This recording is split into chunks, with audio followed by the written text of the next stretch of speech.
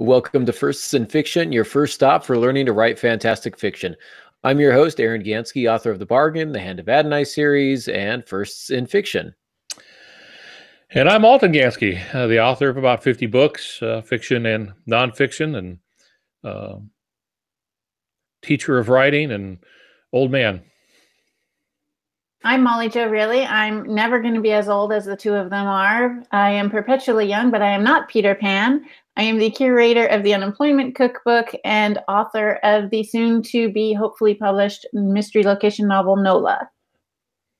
And for those of you listening to the audio-only podcast, you can watch us live every other Tuesday at 5:30 p.m. Pacific Standard Time. We're giving this a shot because it's a little bit easier for our East Coast folk to join us in the chat room and watch us live. So 5:30 p.m., we're going to see how it goes tonight. Hopefully, we'll be able to continue at this time moving forward. Of course, with everyone's busy schedules, you can always catch us later on at your convenience at aarongansky.com or on YouTube. You can reach us at firstsinfictionpodcast@gmail.com, or you can just contact me at aarongansky.com. If you are watching on YouTube, please click the thumbs up button. That helps us out quite a bit. And subscribe also helps us out. And I'm asking a lot right now, but doing that really does help us out. And it's free. Everything here is free. And so doesn't take long to click that thumbs up, and that's your way of paying us without actually using money, which is nice. So but money is also nice, so feel free to contribute. I'm just saying. Yeah. Well, if you want to send money, all that explains why I haven't been getting a check. So. we changed the submissions address, the donations address, to Aaron's P.O. box. I was just going to say, if they wanted to send money, they could send it to Molly. I was feeling generous. You could do that too. Well, yeah, send hate mail to me and donations to Molly. That's probably the way it should be anyhow. So and kudos to Pops. He at least deserves something. Yeah. I mean, the man raised you. He deserves a medal. Sure, sainthood. I'm sure that's what he's in store for. No, sainthood's going to your mother. We just celebrated our 45th wedding anniversary, and the Pope called and wanted to make her a saint. And I said, "Oh, you don't understand. She's a Baptist." And he said, 45 years married to you, that doesn't really matter. Nice. Oh, I'm sorry. Were we not supposed to laugh at that? No, you're supposed to laugh at it. Took me a week to write the joke, so. But we need a rim shot. So we got some people in the chat room want to say hi. Hello, everyone who's joining us. Glad you made it at the new time. Let us know how that's working out for you in the meantime while you guys are discussing that. Molly, you've got a novel spotlight for us today. What did you pick? Well, call me crazy. It's not like you guys didn't see this one coming. But hold on, I'm trying to get there. We go. Heart Songs by some guy and Kay Morrison. Now, Kay, I know really well. She is actually Cindy Sproul's. We actually had her on the podcast a few months ago when the book was released. And the guy who co-wrote this he has the same name as you. It's my evil twin. Aaron Gansky. Okay, so as soon as we said we were going to do the novel spotlight, this came to my mind, and I know we razzed you about it. Actually, you guys razzed me about it last time, but I did want to just say this was one of the last books that I've read. It was so good. Aaron, we've talked about it, but it broke me. How many times in a day while I was reading this did I text you and tell you that I hated you because of what the characters were going through? The emotional turmoil, the drama, it was all very well written, of course. I like it because it's, what did you say? It's an epistolary? Epistolary novel. It's written in the way of journal entries, phone transcriptions, text messages. So each chapter is not the characters speaking to each other, but it's their reminiscing or their idea of what happened during that day with the journal entries, and to get both sides of the story while they are trying to conquer their own personal demons, as well as decide if they really want to take that risk and fall in love with each other. And then, of course, life gets in the way And by life, we mean death, because there's different things happening to different people throughout the entire book. It was really well written. I strongly recommend it for a lot of people. If you want to cry, if you want to laugh, and if you want to hate Aaron, it's the best book you're ever going to know. I don't think people really need a reason to hate me. I've got one of those faces. It's just naturally hateable. But if you feel like you need something else to push you over the edge and to hate book. So thank you, Molly. I did not pay her for that. I am genuinely humbled. Not yet, but I'm sending the bill to his P.O. box. No. Pipe bombs go to your P.O. box. Oh, no. And there are no bombs in Fife. That's true. All right. Well, we are moving on. And Pops, you want to take this one? You got the intro? Yeah, before I do that intro, I just got a message through one of the news sources, a bit of sad news. The award-winning fantasy author Ursula K. Le Guin, known for The Left Hand of Darkness and The Dispossessed, as well as another book, and there's a movie coming out based on that very soon, died at the age of 88 today. Oh, God. So, yeah, it's sad to lose her. So thoughts and prayers with family and friends, and yeah, you know, it's odd, right? I think the movie, I feel like I may just drawn a blank on it. Something in Time. That'll come to me in a little bit, but nonetheless, a sad loss. Absolutely. She's a big name in the fantasy community. So that's definitely going to be felt. So like you say, thoughts and prayers with the family for sure. Well, now that I've bummed everybody out by sharing that news. Thanks so much. Appreciate it. We started this year of First in Fiction podcast by focusing on the writer's mind, and the way of thinking. And so last week we chatted about the writer's mind. What kind of writer are you was the topic. And mostly we focused on how the writer can better know himself or herself and customize their work patterns, habits of thinking to better get along in this crazy life of writing. In this episode, we're going to focus a little bit more, but not quite as ethereal, but something more concrete. And we're going to talk about the mental steps to establishing a habit. Mental steps to establishing habit. And Aaron has pulled together some great thoughts, I think, on this. And so he's going to be our expert, and I'm going to be the inquisitor today. Some good stuff here. Aaron, in reviewing your notes, it looks like this has been an important subject for you, because I know you blogged on it and some other things. It seems like it's been on your mind for quite some time. Why do you think this is an important topic, this idea of establishing habit? I think it's one of the foundational elements of becoming a writer, a professional writer. We talk a lot in our society about learning how to break a habit and trying to break bad habits, but seldom do we talk about forming good habits. And so, but there is plenty of research out there to suggest and recommend ways that you can form good habits. And that's kind of what we want to focus on in terms of writing, is how do we form those good habits? And Pops, this is something that you taught me. We throw around little epithets like, I write every time I'm inspired, and I'm inspired every morning at 9 a.m. I can't remember who said that. I think Tessa's in the chat room. If she is, she'll probably figure out who it was. She is, and she shall. And she what? She shall. She will. She shall. She's on it. We got our fact finder back. So it's been a while since we've had her on the show. So glad to have her back in the chat room. But when I was at Antioch, I had a friend of mine ask a mentor, what's the difference between successful writers and those who are unsuccessful? Those who come through this program and graduate, who goes on to be successful and who doesn't? And he says, without a doubt, it's the ones who are consistently writing, who continue to do it. And so I wrote some years ago a blog post called The Habit of Art. Now, that's a term I lifted directly from Flannery O'Connor. You've heard me throw around the name Mystery and Manners, which is one of my favorite books. It's a collection of her essays and speeches on the art of writing fiction. And she uses the term the habit of art. And it struck me because I'd never seen those two things put together. But I believe that every artist must make a habit of being an artist in the same way that every professional makes a habit of their job. They get up every morning, they go in and do their job. We need to do the same thing as artists. So what I found to be somewhat ironic is that it became one of my most widely read and commented on posts. And oh man, I created a bit of a firestorm.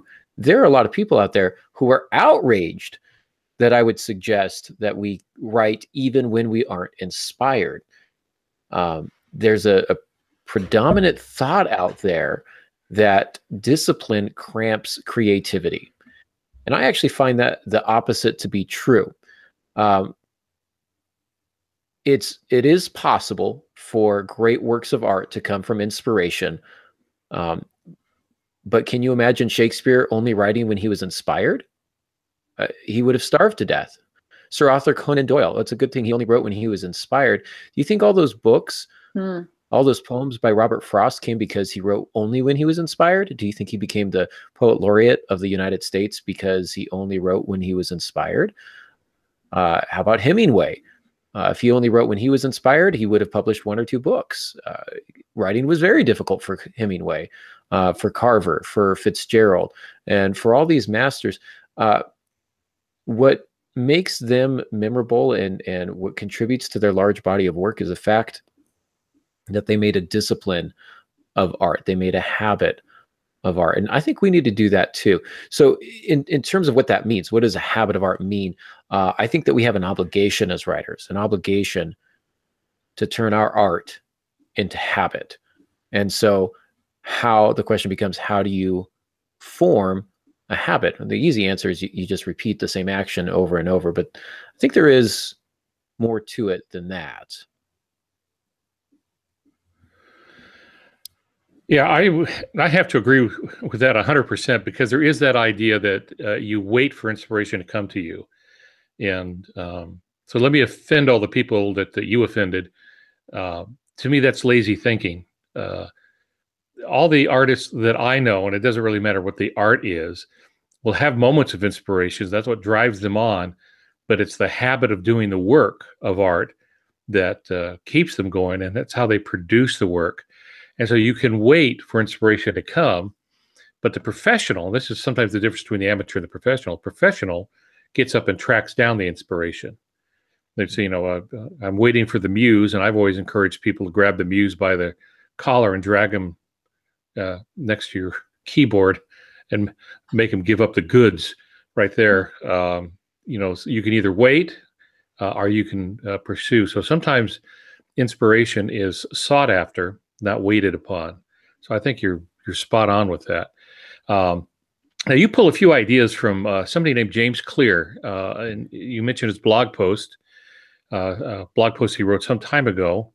And let me advise our listeners and our viewers that they can access this blog link. We put up the show notes, which will be shortly after this airs, I guess, or a day or so. And Aaron's going to put a link in so you can see this. And I went and looked at it. He made some suggestions, 3 suggestions. What did he have for us that you found important? Well, I want to be clear here. I want to be James Clear. I'm sorry. The laugh track is broken. There's a reason it's broken. Yeah, I broke it. So James Clear put this together, and I think he might be selling a book or some such. He's done some research on it, and I do have a link in the show notes because these 3 ideas were his. I have my own ideas that I'll share as well, but I thought these were really pretty solid suggestions of how you can form a habit or create a positive habit. The first is to remind yourself. So it's 3 R's.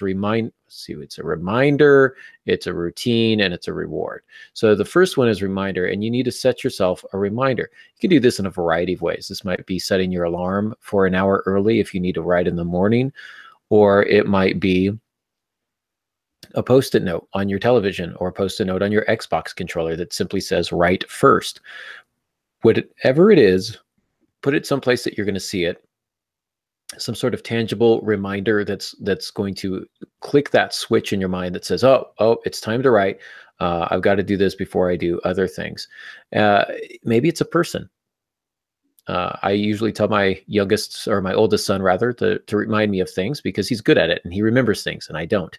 And so I'll put that task to him, or I'll tell my wife, "Hey, before I get started on anything, remind me that I want to do some writing this afternoon," or whatever the case may be.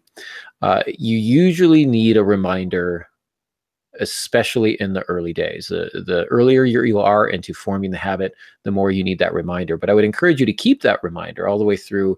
I think research says 40 days is what it takes to form a habit or break a habit. And so that's what you'll want to do. Now, I also think, and I'm going to add this, I don't know if James Clear talks about this or not, but I want to add that you've got to remind yourself of the why you're doing what you're doing.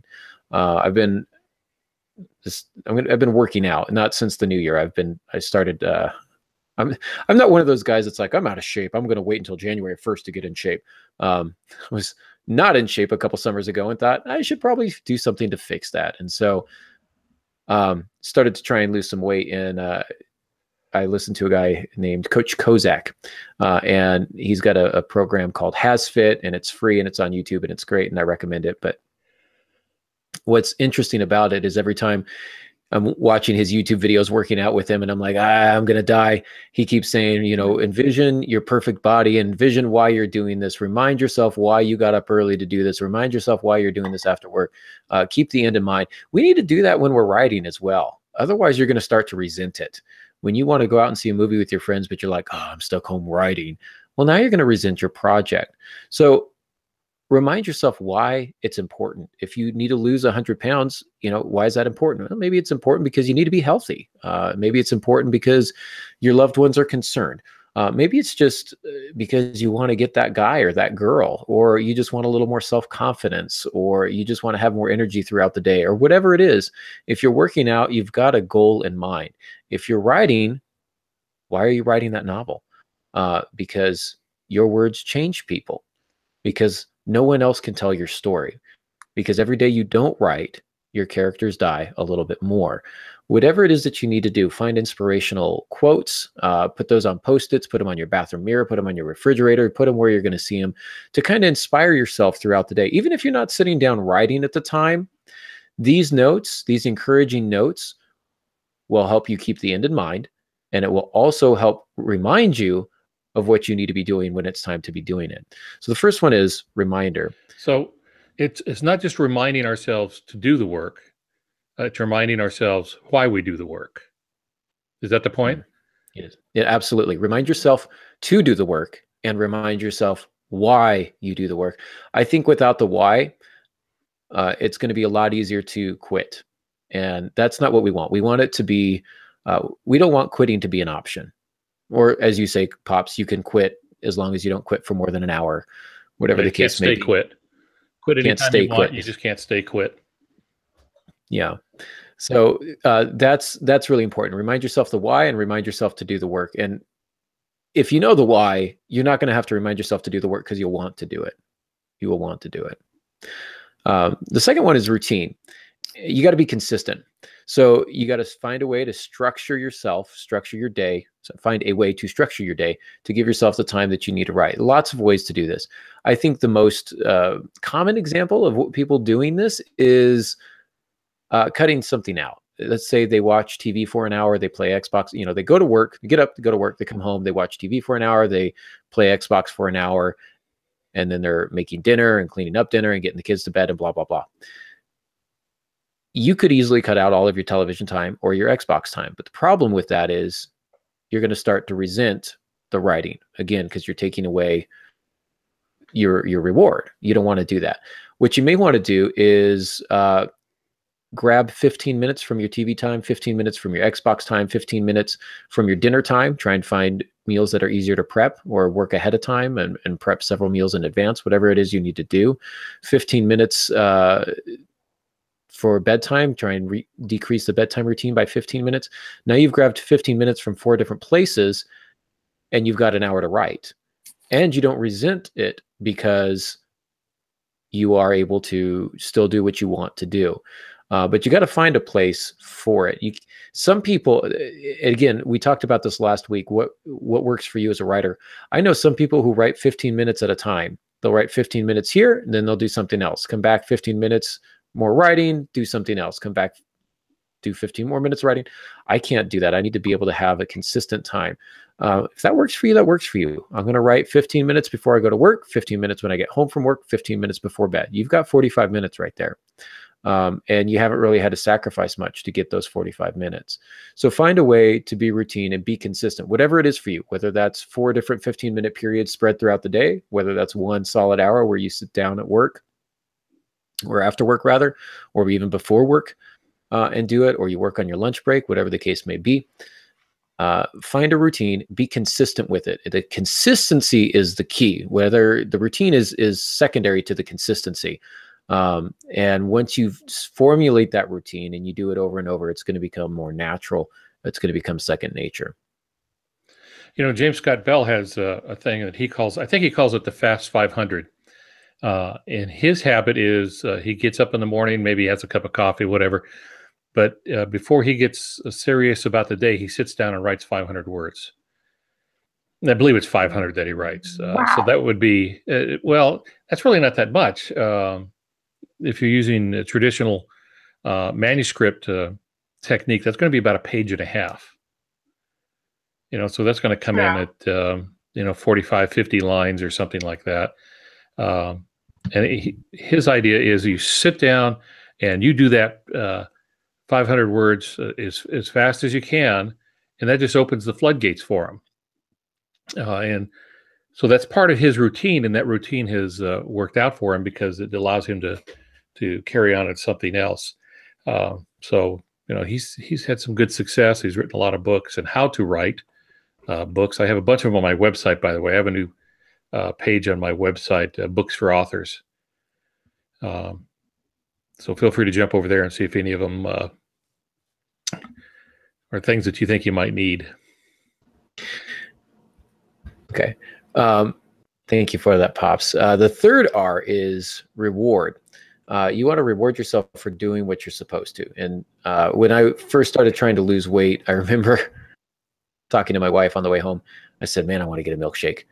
And she said, get a milkshake. I said, I can't get a milkshake. I'm trying to lose weight. She goes, well, don't get the extra large one. Just get a small one and just drink half of it, not the whole thing.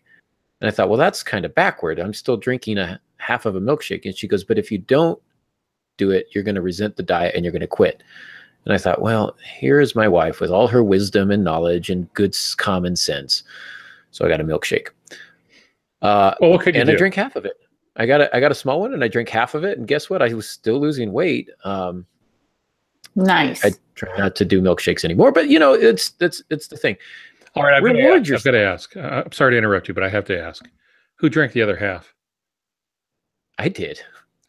Just not at that time. Oh, okay. I threw it in the freezer and I had it like the next day or a week later or whatever it was. I had a vision of Naomi telling you to just drink half of it and then she swooped up the rest. Well, sometimes she did.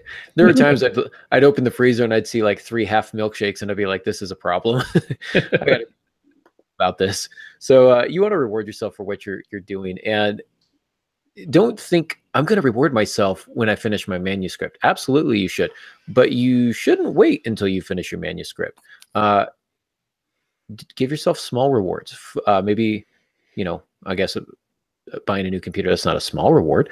But if you're filthy rich, do that. Buy yourself a new computer. Or if you're writing in the mornings, buy yourself the good coffee, not just the coffee. Get yourself the good coffee. Go ahead and splurge a little bit, because then you start looking forward to it when you wake up and write in the wee hours. I used to do tea with milk and honey. I don't know why, but that was just like the greatest thing I'd ever had. And so each morning I woke up at, 3 or 4 in the morning to do my writing before my kids got up and before I had to go to work. I looked forward to that drink. I looked forward to the quiet time. I really enjoyed it. So small rewards as you go through, finish a chapter, buy yourself a piece of candy, whatever it is. reward yourself with an extra hour of Xbox time. I don't know what it is, but find something that can kind of keep the fires going. And then I would say if you finish your manuscript, that's calls for a pretty significant celebration within your budget. Take yourself out for a really nice dinner, or take your family out, or whatever the case may be. But go see that movie that you've been wanting to see, whatever it is that's going to be like a tangible reminder of a milestone that you hit. So you got to do the reminders, the routine, and the reward.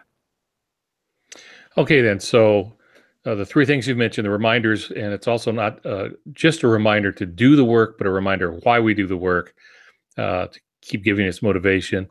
Then the routine, something that you practice, you get into a habit of doing, and then to reward yourself with something that's important to you. It doesn't have to be half a milkshake. It could be whatever you like. Sometime in a movie or something like that. Now, those three are based on something that James Clear wrote in a blog post. And again, you can get that link from the show notes over at aarongansky.com whenever these go up. So it'll be like in a day or two. It's probably be tomorrow morning, yeah. And you want to check out his website because he newly designed it, and it looks very, very spiffy. Oh, good. So another reason to go over there. You can see what those comments were based on. Now, Aaron's got a few things here. What would you add to everything that he said? Well, looking at his stuff, I agreed with all three of those, and they're things that I'd already thought of and considered, but he actually has some solid research to back up his findings. But there are a couple other things that I also add that seem to work for me and other writers that I know. Good practices for creating this habit of art. The first one is to avoid distractions. You gotta, for me, I've got to try and get my writing done before I do. Well, there's a couple ways to do it. Some people write first and then do their work later. For me, if I know I've got to do something, it's really hard for me to focus on my writing because I've got it nagging in the back of my mind. So I get into work early to try and knock out as much work as I possibly can so that I don't have to worry about it, and I can protect my after school time for writing. I don't have to plan for the next day. I don't have to run copies. I don't have to do any of that because I've already done it. So for me, I try and get the other work done before I write so I don't feel guilty when I'm writing and I don't feel distracted when I'm writing. If you can't get everything done before you start your writing time, and this is your hallowed writing time, you're not going to disturb it, set a time, like a reminder on your phone or something. Tell yourself, I'm going to pay the bills at 2:00. Normally I pay them at 1, but I've got to do my writing at 1 now. So I'm going to pay my bills at 2:00. I'm not going to be distracted with bills because I already know when I'm going to pay them. So that's not going to be something that weighs on my mind. I would say that the day job more often than not is the thing that most distracts us from our work, and also the internet. Also the television. If you've got, if you're surfing the internet, if you've got the television on, whatever the case is, that can be a huge distraction, especially the rabbit hole that is the internet, where you try and research one thing, and then before you realize it, you've got 22 tabs open on something that you're mildly interested in, and you're checking the NFL scores and whose hand is hurt and whose hand isn't. And stop talking about me, and it's not NFL, it's MLB. Yeah, well, I just like sports, so so if you need to unplug your television, whatever it is that you need to do. What distracts you. You may not want to talk about it, but what distracts you. So you got to find a way to get rid of that, put that away, or do it at another time. Structure a time where you can do that later. But distractions is one of the key things that's going to really eat up your writing time. And before you know it, your writing time is gone and you feel compelled to do everything else in your day. And that's a really solid way to end up failing. So try and avoid those distractions. Yeah, I know several professional writers who have a special workspace, and that is their where they can go and be distraction free. So a friend of mine, he's a well-known author and has sold millions of books. And after he hit it big, he had a new house built, and one of the rooms he built was what he calls the cave. And it's where he would go when he was on deadline. What made the thing interesting is he has a single computer in there, and it's not attached to the internet.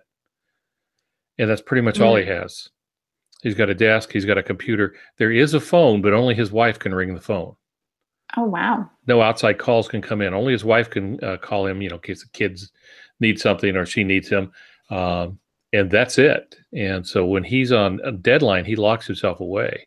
And I think of Rick Stout, Nero Wolfe, if I recall right, he would get up and have breakfast with the family, and then his office was upstairs. He would go up there and he'd stay there till lunch. He'd come out at lunch, have lunch, go back up, come out at dinner. He treated it like a 9-to-5 job. And that's what he did. And he quit at whatever time he quit, 4 or 5 o'clock, whatever it might be. And then just enjoyed his evening and then went back to it. Now, of course, if you have another job, you can't do that.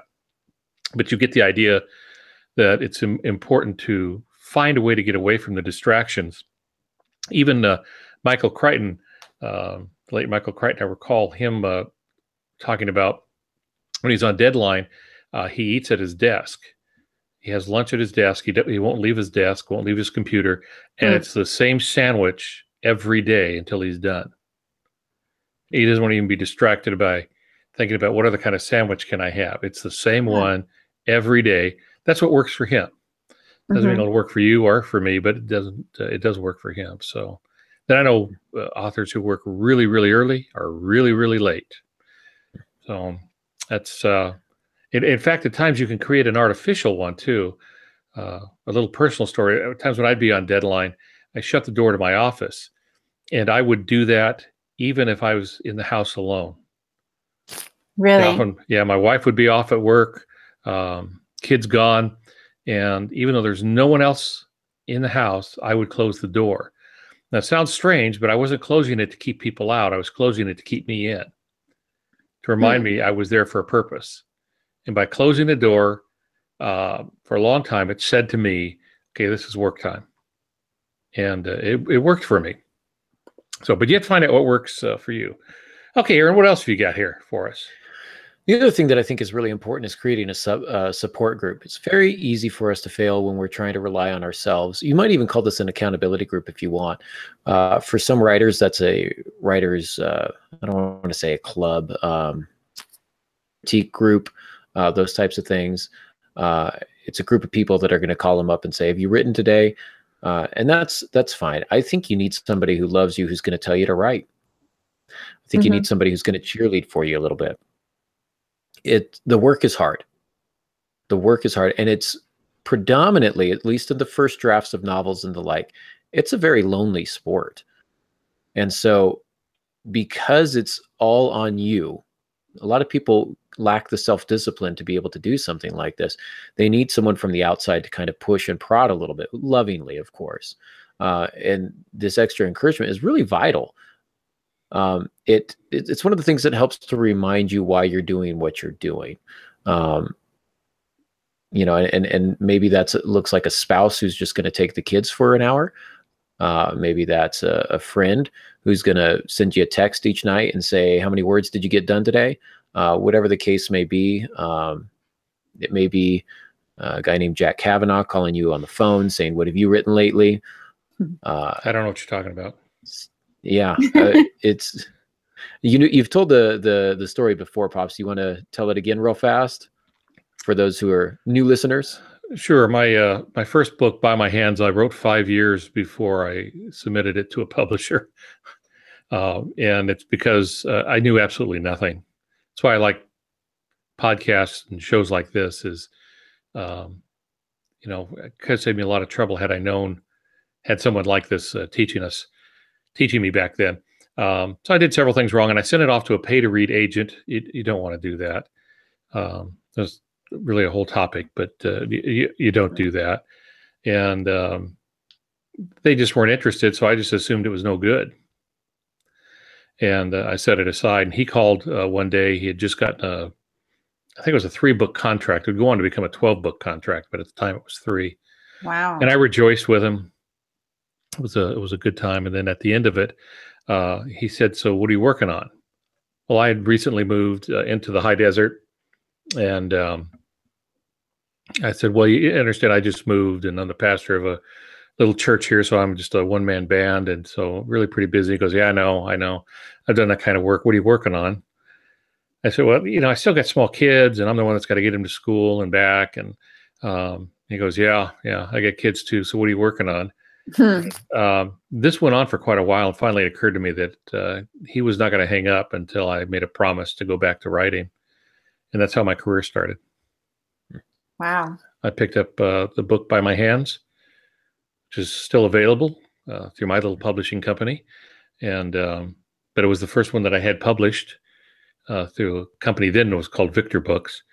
And I got the book back out. I rewrote it, and that was the beginning. And I love the point of that, which is everybody's got distractions, but you had somebody cheering you on and encouraging you, and it's somewhat holding you accountable. And so that's a powerful thing. The other thing I would say is to set reasonable, attainable goals. I know many of our listeners are NaNoWriMo people, so I'm going to try and say this delicately. I am not a NaNoWriMo guy. I've said this before on the podcast. People say, oh, why don't you do NaNoWriMo? You're a writer. Why don't you do NaNoWriMo? And I think every month is NaNoWriMo for me. I don't wait till November, right? But the other thing is I wouldn't make it. I'm just going to be straight honest. Those of you who do NaNoWriMo and hooray, you made it, whatever it is, 50,000 words in a month or whatever it's supposed to be, 1,700 words a day, every day, 7 days a week with no breaks. Really? That's a lot. And I would love if I could hit that mark and be that consistent. The reality is I can't. And so setting a goal like that isn't going to do much but depress me.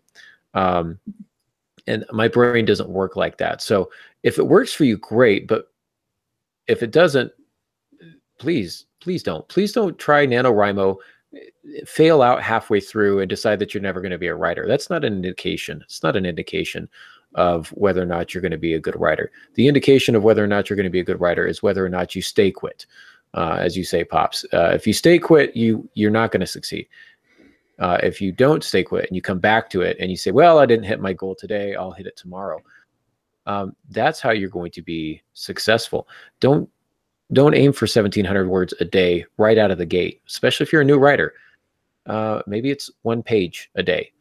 Maybe if you wrote 1 good page a day, you have a novel in less than a year. If you can write 2 pages a day, you have it in 6 months. 100 words, whatever the case may be, make it bite-sized, make it attainable. And then you can reach those goals, and that's going to continue to affirm you and to encourage you. And it will help you stay in the routine, and you'll face the temptation to quit far less if you are meeting some of those realistic goals. Yeah, I was going to bring up the same thing, that 1 good page a day and you have a book every year. So you do just a little bit more than that, a little bit less than a year. You can take a month off, set it up so that you get a book every 11 months. It doesn't have to be a rush, but you just have to be consistent about it. And if you set the goal too high, you get discouraged. And I've been at times where I've had to produce a lot of pages, and it's no fun. I think my record is 27 pages in one day. Oh my goodness, that's but it was the last 27 pages. I couldn't have done the first 27 that way, but I knew everything was going to happen. So, and there are days when I think I'm just the greatest literary genius that's ever lived. I just produce way more than I planned to produce that day. Then the next day I can't figure out the difference between a verb and a noun. So it's a cycle. It's a roller coaster. So you just want to try to be consistent. If you, like you said, if you fail one day, don't despair. It's going to happen. It happens to everybody. You're going to be sick a day. It just happens. Don't worry about it. Writing is lumpy. Some days are easier than others. Aaron,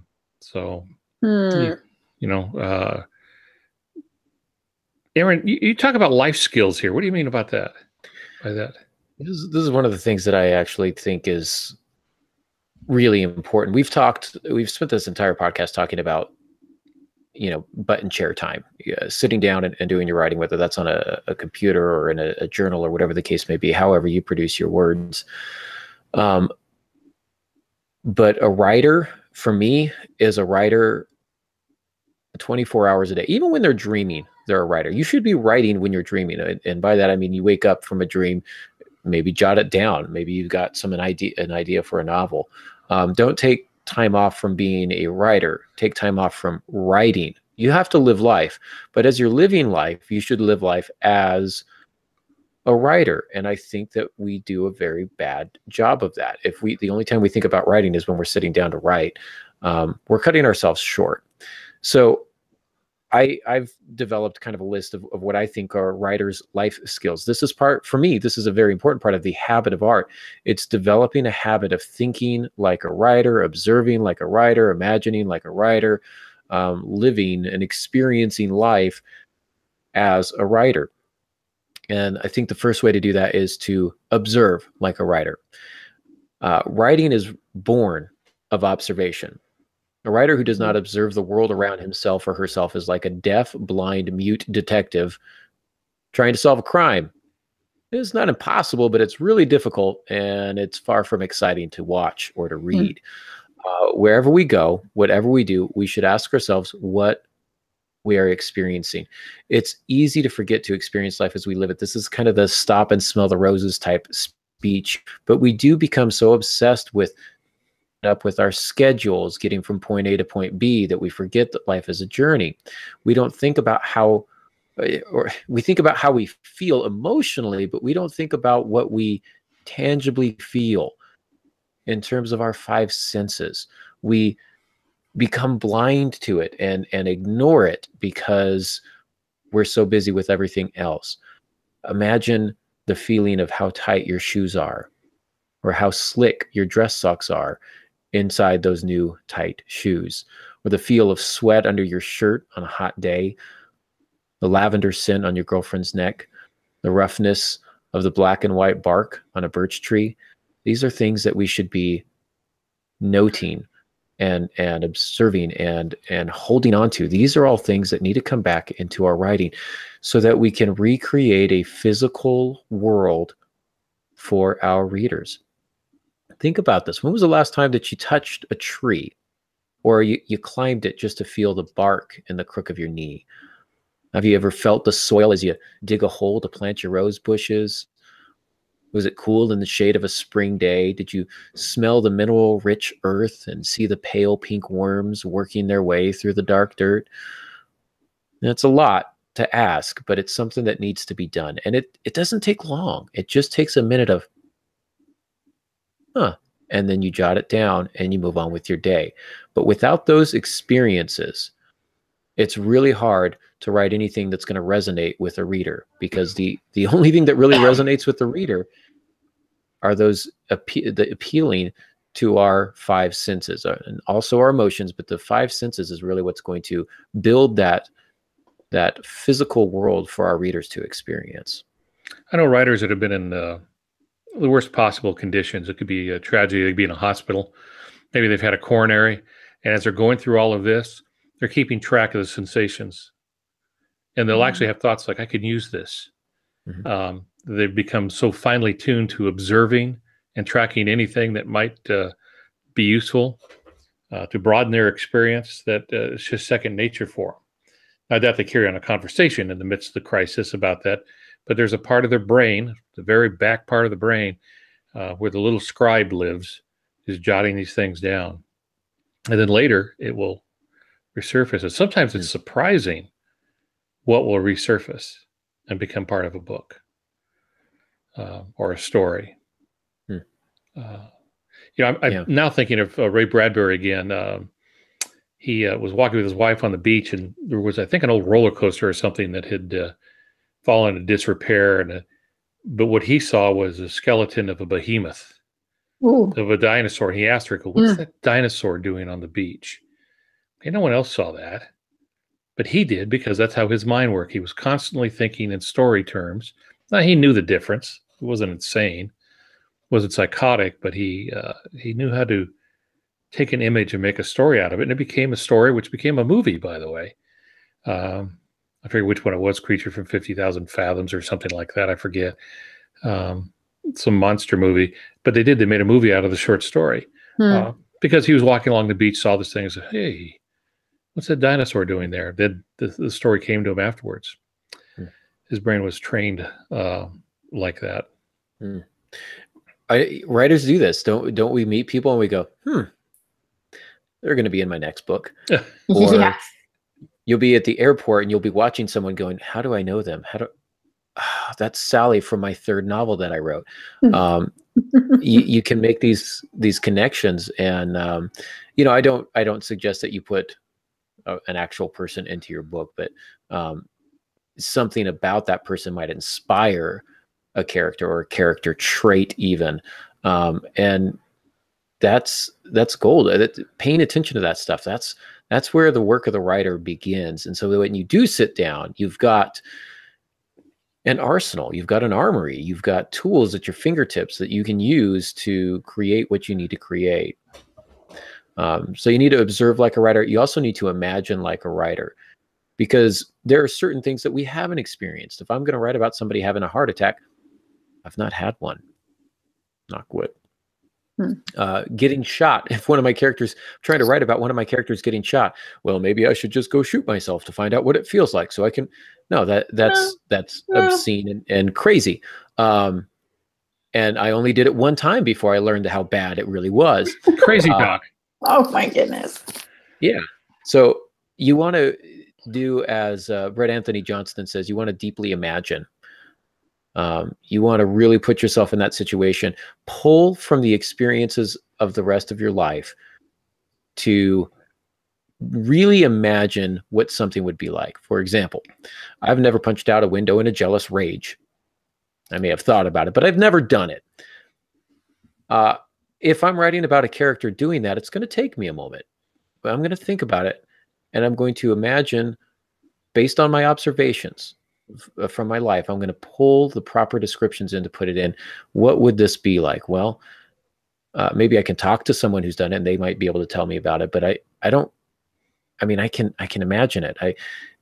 The momentary resistance of the fist on the glass, the eventual give, how it gives a little bit later than you expect it to, the way it shatters and how the sound comes just after you see the cracks forming on the window, the way the cuts don't really burn until about a half second later when you're elbow deep in the new hole. These types of things, you got to take that time to really imagine it, slow things down. The great thing about being a writer is you can live life in slow motion.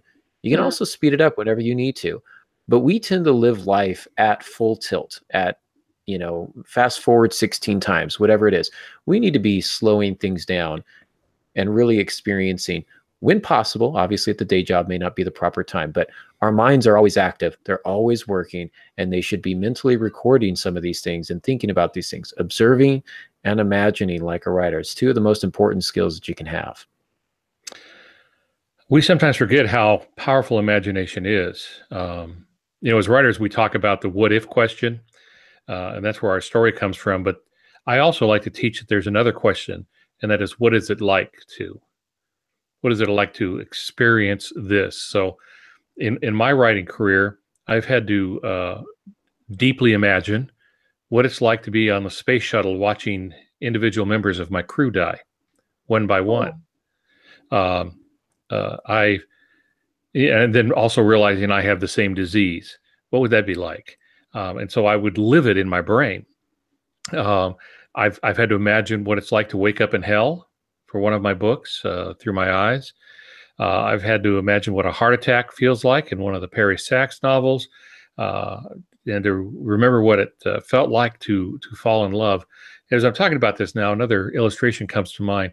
Einstein's great genius wasn't his math skills. He wasn't the best mathematician, far better than me, but for the kind of stuff he was doing, he had to bring other mathematicians in. But what he did, it was use his imagination to make the complex very simple. So this whole idea of relativity came to him while on a trolley ride. He was dealing with thinking about the speed of light, and he asked the question, what would it be like if the trolley were going the speed of light?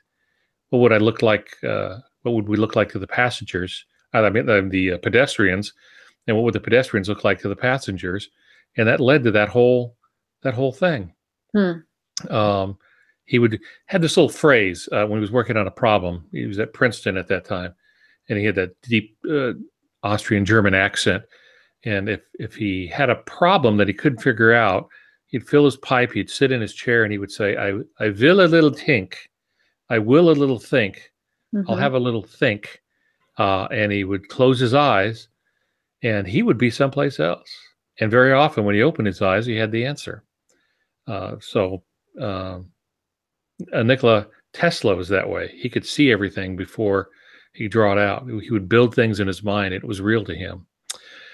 So learn to imagine. You're absolutely right about that. And that can be good and bad. I've made myself laugh, and I've scared myself to death. And I've made myself cry. But that's part of it, is to experience it before it happens on the page. All right. Well, the last thing here, analyze like a writer. What's that mean? It means you don't turn off the analysis. When you're reading, you're studying, especially fiction. If that's your thing, that's our thing, obviously. But if you're a nonfiction writer, when you're reading nonfiction, guess what? You're working. That's work. You should be studying that. Take a novel apart page by page, not physically, though you could, but you want to look at the structure, how the author has put this piece together. Have they written in a chronological structure, non-chronological structure? They use a lot of flashbacks, flash forwards. How are they switching from point of view to point of view? Is it first person, third person? I know this might be, obscene to some people, but I actually write in my books, and I know I apologize, but I do. I put ink on page, I highlight. For me, it's a love letter to the author. This is me engaging in an intellectual discourse with the author of this work. And I mean, if you look at my copy of Slaughterhouse-Five, I think I've written as much on Slaughterhouse-Five as Kurt Vonnegut has. I've made so many notes on it. And most of the time this is genius. I love this. Oh, this ties in with that. Oh, I see why this is here and not there. And all these types of things. Sometimes it's just, funny. But it's me taking something apart and trying to figure it out. This is the kid who sits in his dad's basement and takes the radio apart piece by piece and tries to put it back together. We need to do that. We need to be able to do that with novels, with short stories, with poems, whatever it is that we're looking at. How is dialogue assembled? What metaphors and similes are really working? Where is he using a ton of imagery? Where is he not using a ton of imagery? How are they varying the sentence structure, if you really want to think about that? How many simple sentences versus compound complex? I mean, you could get super, super detailed if you want. Cormac McCarthy, if you want to do some deep analysis and figure some stuff out, man, that guy does stuff that no conventional writer does. Very atypical, but absolutely brilliant. Content warning, there's some language, some violence, stuff like that, but brilliant writer. I was looking at some of his passages with my AP class and going over how he's structured these and put these things together, and just and why. And those are powerful questions to ask. How did they do it?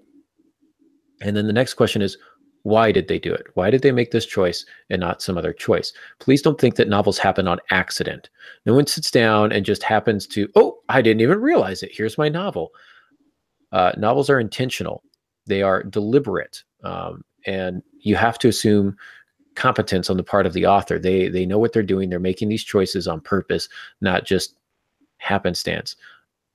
Unless it's, I won't say it. I was going to start throwing some authors under the bus, but I won't do it because we're a happy show here. Don't do it, man. Yeah, Fobbs, I'll let you do that. So ask yourself, how did they do that? And then ask yourself, is this something I can do? And how can I do it? Why are they doing it? The how, the why, and can I is important to think of. So those are my writer's life's skills. Yeah, and you're right. Every time I read a really good book, I find a novel or even nonfiction, since I also write that. But if I find something that's very well done, I declare that author my mentor, because that person has given me hundreds of pages of things I can study and learn from. And I learned the proper techniques for using quotation marks from reading writers.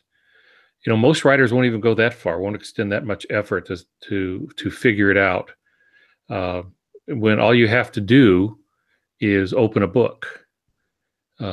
So every novel you read is time spent at the feet of a mentor. And if you're reading a book that's not so good, then you're learning what not to do.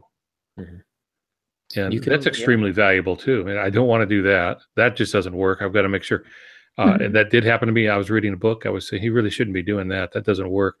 That doesn't hold up. Holy cow. I've been doing that. And I went back over my work and changed things because I didn't know I had been doing it. So they served me well in that.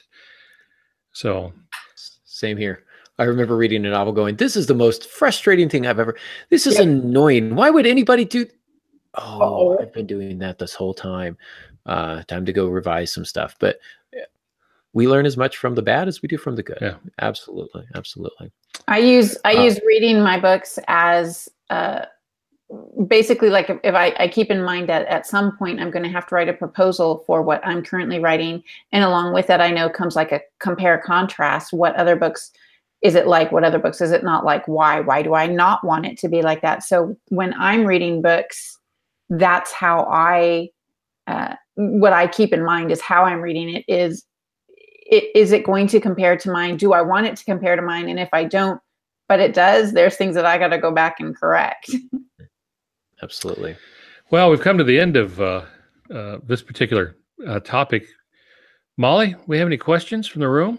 We do not have any questions. It was great. At one point, we had 8 different people in the room. We still have 8 various people in the room. It was a lot of good chatter, a lot of good comments. Al, they want to say congratulations to you and Becky for your anniversary. And a lot of Tess was in the chat room, and she was our fact finder. The roller coaster became the Beast from 20,000 Fathoms. It was a collaboration with Ray Bradbury and Ray Harryhausen. Well, Harryhausen was the one that did the stop animation.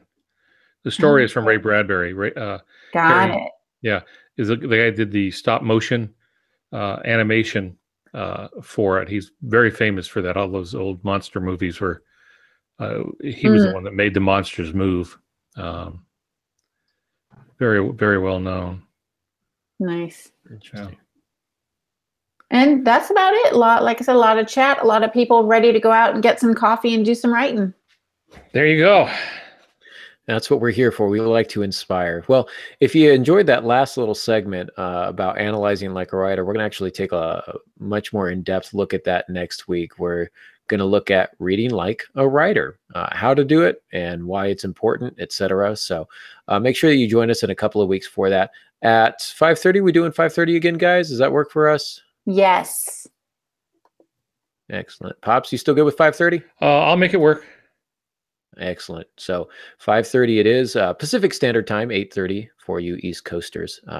We do thank you all for joining us. If you're looking for us throughout the week, check out altongansky.com, franklyMyDearMojo.com, and the recently redesigned aarongansky.com. Be sure to reach out, contact us, send us an email, whatever you like. And just love hearing from you guys. So thank you all so much for listening. And until next time, good writing.